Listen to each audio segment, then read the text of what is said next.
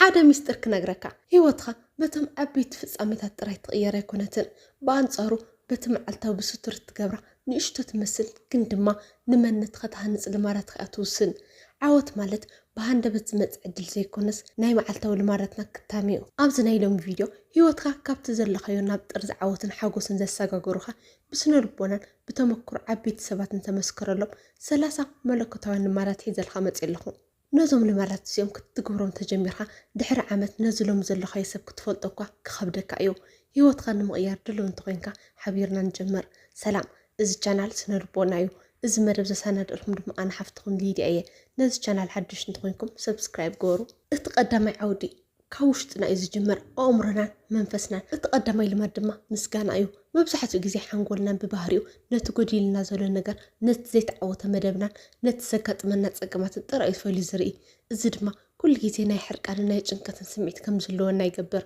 ካብሎም ጀሚርካ ግን ሓድሽ ልማታ ማዕብል መዓልታዊ ንግሆ ካብ ዓራታ ክትስኸለኻ ወላ ሓንቲ ስራሕ ከይጀመርካ ስለት ዘለካ ጥዕና ስለት ምስት ተፍቅሮም ሰባት ዘለካ ህይወትን ስለት ተሓዳስ መዓልትን ስለት ንጹረት ነገር ፈሊኻ ብልብኻ መስከን ምስካና ማለት ዘለካ ነገር አቀልልካ ምርኣይ ዘይኮነስ ነት ዘለካ በረከት ክብርት ቦታ መሃብ ማለት እዩ ስነ ልቦናዊ መጽናዕታት ከም ዝሕብርዎ ምስካና መዓልታዊ ዝለማመዱ ሰባት ኣብ ውሽጦም ዘሎ ናይ ጭንቀት ሆርሞን ብዝለዓለ ደረጃ ክቕንስ ከሎ ናይ ሓጎስን ሰላምን ስምዒቶም ግን ዕጽፊ ይውስኽ ነዚ ልማድ እዚ 30 መዓልት ተቐጺርካዮ ንዓለም ትጥምተሉ መነጽርካ ሙሉእ ብሙሉእ ክቕየር እዩ ካልኣይ ናይ ንግሆ ጸጥታ ሎሚ መብዛሕትና ክትስኸልና ኣተቐደሚት ንገብራ ስጉምቲ ስልኪ ሒዝና ናብ ማሕበራዊ መራኸብታት ምእታው እዩ ሓንጎልና ገና ካብ ድቃስ ከይተባራበረ ናይ ሰባት ዕላል ሕማቕ ወሬታት ወይ ናይ ፌስቡክን ቲክቶክን ቪድዮታት ክንሰድል ከለና ብውንኡ ናብ ናይ ስባረ ስምዒት እዩ ዝኣቲ እዚ ድማ ነቲ ሙሉእ መዓልትና ብውጥረት ከም እንውድእ ይገብር ካብ ሎሚ ጀሚርካ ክትስኸልካ ነተን ቀዳሞት 10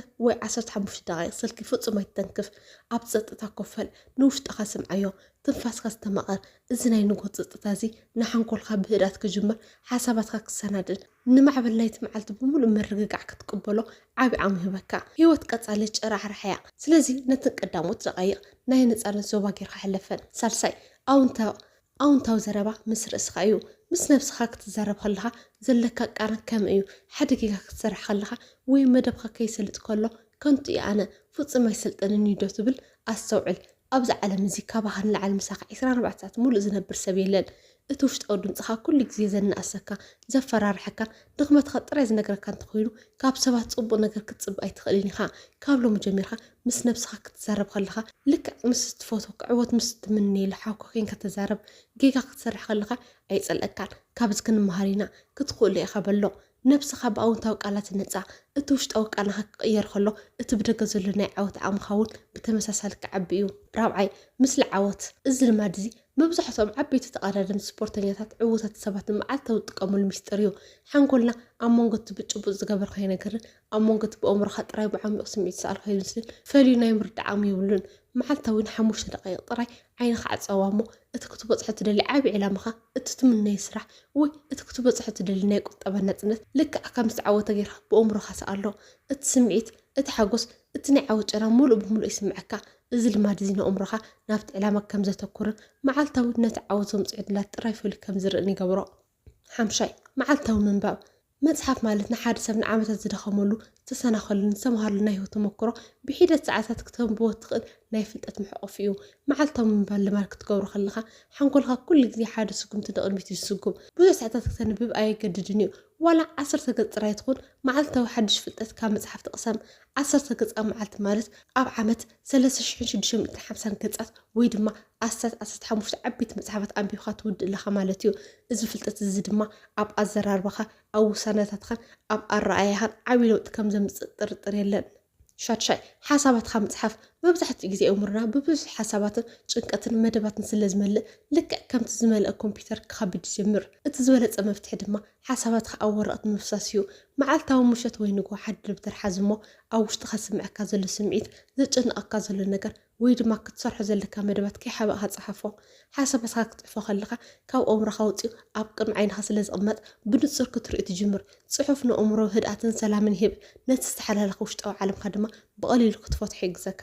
ሸውዓይ ምሕረት ነብሲ ክንደይ ግዜ ኢና ብናይ ትማል ጌጋና ብዘጥፋእናዮ ግዜ ወይ ብዝወሰድናዮ ናይ ጌጋ ውሳነ ሎሚ ንነብስና ክንኣጻ ዘምልጠና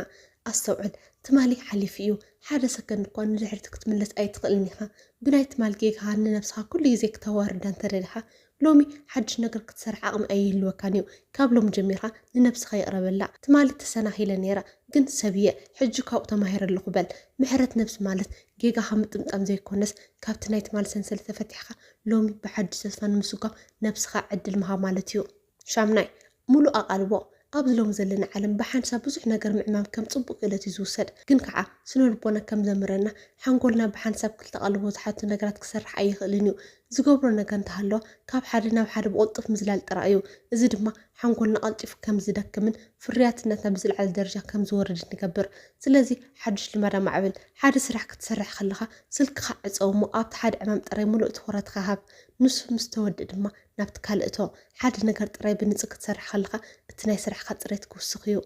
تاشعي ديجيتال لوصم سلكي محبرة مرة خبتة إنترنت نيوتنا زحجوز نتخانوكا لأمرنا باروت غير مولو معلتاو نساعات بزيعنا ما كنت كم خلنا حنقولنا بناي سبات هيوت كقنن كتشنا قني وعل سلازي أوصون حدا معلتو يفرق معلتي كم محبرة مرة خبتة مولو بمولو الرحاق سلك حاتها مس درابيتها وي مس بعلها جزي حلف مصحف انبب وي تنقصقص እዚ ዲጂታል አውጽም እዚ ሓንጎልካ ካብቲ ናይ ሓበሬታ ማዕበል ወፂኡ ሓድሽ ናይ ምሕሳብን ናይ መሃዝነት ዓቕሚ ከም ዝረክብ ይገብሮ 10 ምስ ተፈጥሮ ምዃን መብዛሕትኡ ግዜና ኣብ ውሽጢ 4 መንደቕ ኣብ ቅድሚ ኮምፒተርን ቴሌቪዥንን ንውድኦ እዚ ድማ ንመንፈስና ከም ዝጭነቕ ይገብሮ ተፈጥሮ ግን ሰላም ዝህብ ዓብዪ ፈውስ ኣለዎ መዓልታዊ ምሸት ወይ ንግሆ ቁሩብ ግዜ ወፂኻ ኣብ ገረብ ዘለዎ ቦታ ወይ ንፋስ ዘለዎ ከባቢ ኣስተማቕር ንኣካላትካ نأمرخن صور أير حبو مستفاد ركض تحز خلها توش أو طرتها كورد أمرها كحدسن نهيوت بزبلة تسفك أمتان كحق زكايو عصرت حدا أجا نجهم متنسى عالم جنا كي تبرابرت اتنايس راح الناس الكمل اختات معبر كي جمرة نجوا ساعات حموش توش شكت تسخلها لنفسها فلو وتسيتها جزي تبالها إذا جزيزي حنقول خزبلة حيلين تخرط نزلوا وانيو مبزحت أب عالم زلوا وتتسبت نتن قدامتنا ينجوا ساعات نلبسهم كهانسو سبورت كسرحو كم بو ويمدب مع التوكوتسو اليوم تكملوا أجا نجوا متسع مالت نايد قاس جزي خامس رأى زي كورس نمعلتها قديم خبي مجمع قبل جزي خاطر كم زلوا كم مقبار مالتيو عصر تخلطة أزي قليل جنح سبات الزنقعو ما يمستأيو حنقولنا أكلتنا نشو عتا وشو موت ساعات دقيسو حريرو بزح فساسي يزقلو مبزح تجزين جواك تسخلنا تسمعنا دخام وين يرس حمام نايدك أسمس أنا زي كونس ناي ما يمسأل ملكتيو سلازي حدش المرحز لك مستسخة بون ويش هيك بمستاخة هذا عيب بكير صور ما يستا إذا ما يزين كلهم نايوفتو أكلات خيب برابرو كاب حنقول مرزام كيم كلات كم زوز يكبر بونو بقدما حدش من حيلي بكا أكلاتك لك كم حنت تخليو نقوه بما ينتستخيو مولو معلتي دومي أقوى عليو 10 سلسة معلتو من قصقاس سبورت كل خلنا قد ساعات أبجم خيرها كبدت من العلمات أيكونن ولا نعيسر دقايق ترى يخد بقطف موقعز موجي وي أوش تكفل خيرك أكلتها من قصقاس أخوليو من قصقاس نأكلت خطر زي كونس نأمرخ إزهانصو كتنقصقاس خلخا حنقولها إندورفينز بحالنا حقوسن تسفن هرمونات يوصل الزد معناته على بمولو دفئتن بور سمعتن كتحلف في حق زكاة أكلتنا نمنقصقاس تفطيرو كوف مبال كتبزح خلخا حيل خيودا كتنقصقاس خلخا جن توسخ حيل تركب 14 التسمانة إسرا حق متقام إذا حق زي كم زمرنا سمانة كم يتترخوا عبي وتصيت خبتا إسرا كم يتتقبر أزيا وصل سرحة إزمتزا مبزحت جيزينا جن بانا أشتو زي ربحن أقل بسرق نقالتنا نحلفو نتقل في سرح على اللي حاو قدمنا تجمرة فريات نت مالت بزح نقر معما مالت زي كونس نتزبالت صلوت زمت نقر فلي خاب قبو مسرح مالتيو 15 مشات مدلاو نقول تسيخا لو انت كسرح لني الحق تحسن تجميرها حنقول قدم تشنف له مغنيته حيلو أو سنة بمدفع قلت فوق سالة أيو سلازي صباح كتقور زلك مدى لو مشات قلم مدقاسة سلسة وانا نقات رأي أور أطيح فهدقس زل مادزي قلت عبيت أم اللو قدامي حنقول خابزي جنك سلامة ودقاس كركب حقزو قال أيدما نقول كتسخلها بنتصر أبي كتجمر كم زلك سلة تفلت بزي مولوها القطة نفس رحكة أتو معلت خاب ستور كتمرحان تريلخا كابترايت مال مشات جمران عشان تصوري كباب محازيو اتتنبرو لو اتسرح لنا يدك خبابيخا نتناوشت أمرها كلها تيزان صوارق ክፍሊ ስራሕካ ዓራትካ ወይ ጠረጴዛካ ዝሓላለኽን ተበላሸውን እንተኮይኑ ኣእምሮኻ እውን ብተመሳሳሊ ትኩረት ክስእን እዩ ካብ ሎሚ ጀሚርካ ሓዱሽ ልማድ ሓዝ ንጎ ክትስእ ከለካ ቀዳማይ ስራሕካ ዓራትካ ዝተኻኽል ስራሕ ክትጅምር ከለካ ድማ ነቲ ጠረጴዛካ ፅርዮ እዚ ንእሽቶ ዝመስል ተግባር ንሓንጎልካ ኩሉ ነገር ኣብ ትሕቲ ቁፅፅርን ስርዓትን እዩ ዘሎ ዝብል ናይ ስነ ልቦና ምልክት ትሰደሉ እሞ ብሙሉእ ምርግጋዕ ክትሰርሕ ዓብዪ ሓገዝ ይኾነካ 17 ጥዑይ ኣመጋግባ ኣካላትና ልክዕ ከም ሓንቲ ክብርቲ መኪና እዩ እቲ ትእትዎ ምግቢ ድማ ነዳዲ እዩ መዓልታዊ ዘይጥዑይ ዝበላሸውን ሽኮር ዝበሉ ተብዝሕ ተኮይንካ እቲ ሞተርካ ቀልጢፉ ክደክምን ክሰናኸልን እዩ መብዛሕትኡ ግዜ ድሕሪ ምግቢ ዝስምዐና ናይ ምስልቻይን ድቃስ ምንፃይ ስምዒት ካብቲ ዝበልዐ ናይ ምግቢ እዩ ዝመፅእ ስለዚ ንነብስኻ ክብራቕ ጥዑይ ምግቢ ሃባእ ኣሕምልትን ፍሩታትን ኣዘውትር ካብቶም ቀልጢፎም ዝዳለዉ ርሓቕ ጥዑይ ኣመጋግባ ልማድ ክትገብሮ ከለካ ኣካላዊ ጥዕና ጥራይ ዘይኮነስ እቲ መዓልታዊ ዘለካ ናይ ስራሕ ሓይልኻን ንቕሓትኻን ብዝለዓለ ደረጃ ክውስኽ እዩ 18 ሕጊ 5 ደቂቓ ሓደ ሓዱሽ ስራሕ ክትጅምር ከለና ወይ ሓደ ከቢድ መደብ ክንከፍት ከለና እቲ ዝኸበደ ክፋል ምጅማር እዩ ሓንጎልና ነቲ ድኻም ክሓስቡ ከሎ ይፈርሕ እሞ ፅባሕ ክሰርሖ እየ እናበለ ድንጊ ነዚ ንምስባር እዚ ሕጊ ተጠቐም ዝኾነ ክትሰርሖ ዘለካ ስራሕ ክትጅምር ከቢድካ እንተሃልዩ ንነብስኻ ከም ዝበላዕ ን5 ደቂቕ ጥራይ ክሰርሕ እያ ድሕሪኡ እንተደልየ ክሓድጉ እያ ሓንጎልካ 5 ደቂቕ ቀሊል ስለ ዝኾነ ይስማዕማዕ እቲ ዋና ምስጢር ግን እንታይ እዩ ሓንቲ ሰብ ስራሕ መጀመርካ 5 ደቂቕ ምስ ሓለፍካ እቲ ናይ ምስልቻው ስምዒት ይጠፍእ እሞ ነቲ ስራሕ ሙሉእ ብሙሉእ ክትቕፅሎ ትመርፅ እቲ ፀገም ናይቲ ስራሕ ዘይኮነስ ናይቲ ምጅማር እዩ እሞ በታ ናይ 5 ደቂቕ መፃወድያ ጀምሮ 19 እኹል ድቃስ እዩ ኣብዚ ሎሚ ዘለና ዓለም ውሕድ ምድቃስን ንሰዓታት ምስራሕን ከም ጅግንነት እዩ ዝውሰድ ግን ከዓ ስነ ፍልጠት ከም ዘረጋግፆ ዘይደቀስ ሓንጎል ልክዕ ከም ዝሰኸረ ሰብ ይሰርሕ ውሳነታቱ ይተዓናቕፎ ትኩረቱ ይበታተን ስምዒቱ ድማ ቀልጢፉ ይቕጣዕ መዓልታዊ ካብ 7 ክሳብ 8 ሰዓት ብግቡእ ምድቃስ ልማድ ግበሮ ቅድሚ ምድቃስካ 1 ሰዓት ኣርዒካ ስልካ ጥፍእ ክፍልካ ፀልማት ግበሮ እኹል ድቃስ ማለት ግዜ ምብኻን ዘይኮነስ ነቲ ፅባሕ ትሰርሖ ስራሕ ሓዱሽ ሓይልን ንቕሓትን ንምድላው ትገብሮ ዓብዪ ውልቃዊ ወፍሪ እዩ 20 ኣይፋል ምባል ምልማድ እዩ ንኩሉ ሰብ ክትሐጉስ ንኩሉ ዝመፀካ ፃውዒት እዋ ክትብል እንተፈቲንካ ንነብስኻ ንዕላማኻን ኣይፋል ክትብል ኣለካ ማለት እዩ ንዓኻ ንመንነትኻን ንመፃኢኻን ዘይጠቅም ግዜኻ ጥራይ ዝውድእ ናይ ፈተውት ዕላል ወይ ዘይረብሕ መደባት ክመፅእ ከሎ ብትሕትና ግን ከዓ ብትባዕት ኣይፋል ምባል ልመድ ንሰባት ኣይፋል ክትብል ከለካ ንነብስኻ ንርአኻን እወት ትብል ኣለካ ነዚ ልማድ እዚ ክተማዕበሎ ከለካ ሰባት ንግዜኻ ክፈርሕዎን ከኽብርዎን ክጅምሩ እዮም 21 ብቑዕ ምስማዕ እዩ መብዛሕትኡ ግዜ ሰባት ክዛረቡ ከለው ንሕና ንምስማዕ ዘይኮነስ ብሉቡ እንታይ ኢልና ክንምልስ ንምድላው ኢና ነስተውዕል እዚ ግን ኣብ መንጎናን ኣብ መንጎ እቶም ሰባትን ሓቀኛ ርክብ ከም ዘይህልው እዩ ዝገብር ካብ ሎሚ ጀሚርካ ሓዱሽ ልማድ ልመድ ሓደ ሰብ ሓደ ዓርክኻ ወይ ሓብካ ክዛረብ ከሎ ኣቐልብኻ ሙሉእ ብሙሉእ ናብኡ ገብሮ ስልካ ክቕምጦ ንቓላቱ ጥራይ ዘይኮነስ ነቲ ስምዒቱ እውን ንምርድ ብዕምቆት ስምዓዮ ብቑዕ ምስማዕ ማለት ንሰባት ክብርን ቦታ ምሃብ ማለት እዩ ነዚ ልማድ እዚ ክተማዕብሎ ከለካ ሰባት ምሳኻ ክዕልሉ ሰላም ክስምዖም እዩ እቲ ማሕበራዊ ተሰማዕነትካ ተቐባልነትካ ድማ ብዝለዓለ ደረጃ ክዓቢ እዩ 22 ካብ ምምራር ምርሓቕ እዩ ኣብ ሂወትና ኩሉ ግዜ ነገራት ልክዕ ከምቲ ዝደለናይ ኣይኮኑን ዝኸዱ ፀገማት ፈተነታት ዘይተዓወቱ መደባትን ከገጥሙና ባህርያዊ እዩ ግን ከዓ መዓልታዊ ስለ ዘይሰለጠ ነገር ክትማር እንተውዒልካ ንኣእምሮኻ ኣብ ናይ ግራይ ስምዒትካ ትእትዎ ዘለካ ምምራር ሓይልካ ካብ ምፅራፍ ሓሊፉ ዋላ ሓንቲ ፍታሕ ኣየምፅእን እዩ ስለዚ ሓዱሽ ልማድ ሓዝ ሓደ ፀገም ክመፅእ ከሎ ካብ ምምራር ሓቕሞ ብኡንኡ ኣእምሮኻ ናብ ትፍታሕ ከም ዝጥምት ገበሮ እዚ ነገር እዚ ተባላሽሎ ሕጂ ካብዚ ንምውፃእ እንታይ ክገብር ክእል ኢልካ ሕተት እቲ ለውጢ ካብ ምምራር ዘይኮነስ ካብ ስጉምቲ እዩ ዝመፅእ 23 ምቁጣብ ፋይናንስ ይበሃል ሰባት ኣብ ቁጠባዊ ሂወቶም ዝገብሮ ዓብዪ ስህተት እንተሃለወ ኣታዊ ምስ መፆም ቀዲሞም ንናይ መዓልታዊ ወፃኢታቶም ንደስትኦም ነጥፊኦም እታ ዝተረፈት እንተሃልያ ክቁጥቡ ምፍታኖም እዩ መብዛሕትኡ ግዜ ግን ዋላ ሓንቲ ኣይተረፍን እዩ እቲ ናይ ቁጠባ ሓቀኛ ሕጊ ግን ከምዚ እዩ ዝኾነ ኣታዊ ናይ ስራሕ ደሞዝ ይኹን ናይ መክሰብ ምስ መፀካ ቅድሚ ምጥቃምካ 10 ወይ 20 ሚእቲ ፈሊኻ ቅምጥ ነታ ዝተረፈት ድማ ወፃኢታትካ ኣማዕራር የላ እዚ ልማድ እዚ ንመፃኢኻ ዝኸውን ናይ ሓደጋ ግዜ ዋልታ ክሰርሐልካ ከሎ ኣብ ውሽጥኻ ድማ ዘይናውፅ ናይ ቁጠባዊ ምርግጋዕ ስምዒት ክፈጥረልካ እዩ 24 ሰዓት ምኽባር እዩ ሰዓት ምኽባር ማለት ቆፀርካ ምኽባር ጥራይ ዘይኮነስ ንነብስኻ ንሰባትን ዘለካ ዓብዪ ክብሪ እዩ ዘርኢ ኣብ ዝኾነ ናይ ስራሕ ቆፀራ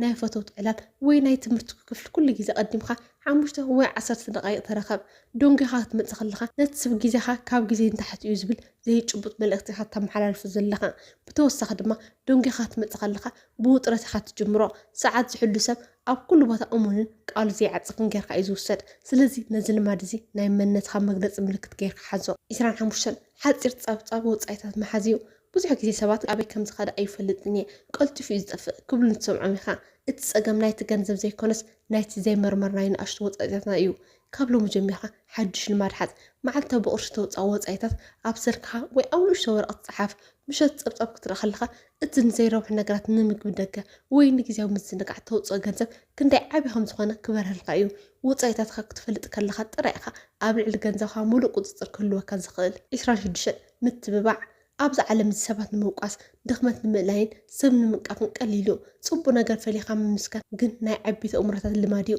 ካብ ሎሚ ጀሚርካ ኣብ ሰባት ኣብ ማሓዙትካ ኣብ መሳርሕትካ ወይ ኣብ ስድራ ቤትካ ፅቡቅ ነገር ክትርኢ ከለካ ካብ ልቢ ዝመንጨው ናይ ምስጋናን ናይ ምትብባዕን ቃላት ሃቦም ሎሚ እቲ ዝሰራሕካዮ ስራሕ ኣዝዩ ፅቡቅ እዩ ወይ እዚ ባህሪካ ደስ ይብለኒ ይብሎም ሰባት ብውሽጦም ክብርን ኣፍልጦን ይደልዮም ንሰባት ከተተባብዕ ከለካ ኣብ ውሽጦም ሓድሽ ናይ ስራሕ ድፊት ክትፈጥር ከለካ ንውሽጥኻ እውን ዓብዪ ናይ ሓጎስን ናይ ዕግበትን ስምዒት ክህበካ እዩ 27 ከባቢኻ ምምራፅ ሓደ ፍሉጥ ምስሊ ኣሎ ናይቶም መዓልታዊ ግዜኻ ትሕልፈሎም 5 ሰባት ድምር ውፅኢትካ ዝብል እቶም መዓልታዊ ትውዕለሎም ዕሩፍካ ዓብዪ ራእይ ዘለዎም ንቅድሚት ዝስጉሙና ዘተባብዑካ እንተኮይኖም ንስኻ እውን ከምኦም ክትዓቢ ኢኻ ብኣንጻሩ ኩሉ ግዜ ዘማርሩ ግዜኦም ዝቐትሉ ኣብ ሕማቕ ልማዳት ዝነብሩ እንተኮይኖም ድማ ዋላ ዓብዪ ዕላማ ሃሊኻ ቀስ ብቐስ ናብቲ ንሳቶም ዘለዎ ጉድጓድ ክትሰሓብ ኢኻ ከባቢኻ ምምራፅ ማለት ንሰባት ምፅላእ ማለት ኣይኮነን ንመጻኢኻን ንመነትካን ክትብል ምስቶም ዘነቃቅሑን ዝዕብኻን ሰባት ጥራይ ግዜኻ ምሕላፍ ክትመርፅ ኣለካ 28 ቀጻሊ ምምሃር ዓለምና ብዝለዓለ ቅልጣፈ እያ ትቕየር ዘላ ትምህርቲ ወዲኻ ዲፕሎማ ወይ ዲግሪ ስለ ዝሓዝካ ፍልጠት ኣብኡ ዘጠርካ ይመስለካ ይኸውን ግን ከዓ ምምሃር ዘቋረፀ ሰብ ዕድሚኡ ብዘይገድስ ብኣእምሮ ክኣርግ ይጅምር ስለዚ መዓልታዊ ሓድሽ ልማድ ሓዝ ኣብ ወርሒ ሓደ ሓድሽ ክእለት ንምልማድ ፈትን ሓድሽ ናይ ኮምፒተር ክእለት ናይ ቋንቋ ወይ ናይ መፅሓፍ ሓሳባት ልመድ ቀጻሊ ክትምሃር ከለካ ሓንጎልካ ኩሉ ግዜ ንቑሕን ሓድሽን ኮይኑ እዩ ዝውዕል እቲ ዝበለፀ ወፍሪ ኣብ ልዕሊ ነብስኻን ኣእምሮኻን ትገብሮ ወፍሪ ፍልጠት እዩ 29 መሃብ ሓቀኛ ሓጎስን ዕግበትን ዝመፅእ ካብቲ ነዋህሉ ሃብቲ ዘይኮነስ ካብቲ ንሰባት እነበርክቶ ሰናይ ተግባር እዩ መሃብ ክንብል ከለና ዓብዪ ሃብታም ክትኾን ኣየድልይካን እዩ ካብቲ ዘለካ ንእሽቶ ነገር እውን እንተኾነ ንዝተፀገመ ኣሕዋት ንዝተሸገሩ ሰባት ምሕጋዝ ልማድ ግበሮ ዋላ ንሓደ ፀመይ ሰብ ምግቢ ምዕዳግ ወይ ሓንቲ ናይ ሓገዝ ቃል ምሃብ እኹል እዩ መሃብ ንውሽጥኻ ካብ ናይ ስስዕን ናይ ስግኣትን ስምዒት የውፀካ እሞ ኣብ ክንድኡ ናይ በረከትን ናይ እኹልነት ስምዒት ከም ዘለወካ ይገብር ክትብ ከለካ ዓለም እውን ብተመሳሳሊ ፅቡቅ ነገር ክትመልሰልካ እያ እታ መወዳእታ መበል 30 ልማድ ድማ ነብስኻ ምፍታሽ እዩ እዚ ልማድ እዚ ነዞም ኩሎም ዝረኣናዮም ልማዳት ኣጠቐሊሉ ሒዙ ዘነቓቕሕ ቁልፊ እዩ መብዛሕትኡ ግዜ ብዘይ ፀብፃብ ኢና ሳልስን ሰሙናት ነሕልፎ ካብ ሎሚ ጀሚርካ ኣብ መወዳእታ ሰሙን ሰንበት ምሸት 30 ደቂቃ ጥራይ በይንካ ኮፍ በል እሞ ሓፂር ናይ ነብስኻ ገምጋም ግበር እዚ ሰሙን እዚ ከመይ ሓሊፉ ኣብ መደባተይ ተዓዊቶ ዶ ኣበይ እዩ ተሰናኸልኩ ንዝቕፅእ ሰሙን እንታይ ከመሓይሸለኒ ኢልካ ፅሓፍ ንነብስኻ ክትፍትሽ ከለካ ካብ ጌጋታትካ ትምሃር ንቅድሚት ዘለካ ጉዕዞ ድማ ብንፁር ትመርሖ ከይተገምገም ዝሓልፍ ሂወት ለውጢ ኣየምፅን እዩ እሞ ንነብስኻ ምፍታሽ ልማድ ግበሮ ንሎሚ ዘዳለኸልኩም መደብ እዚ ይመስል ኣብ ዝቕፅል ቪድዮ ብካልእ ኣገዳሲ ኣርእስቲ ክሳብ ንራኸብ ሰላም ፅንሑ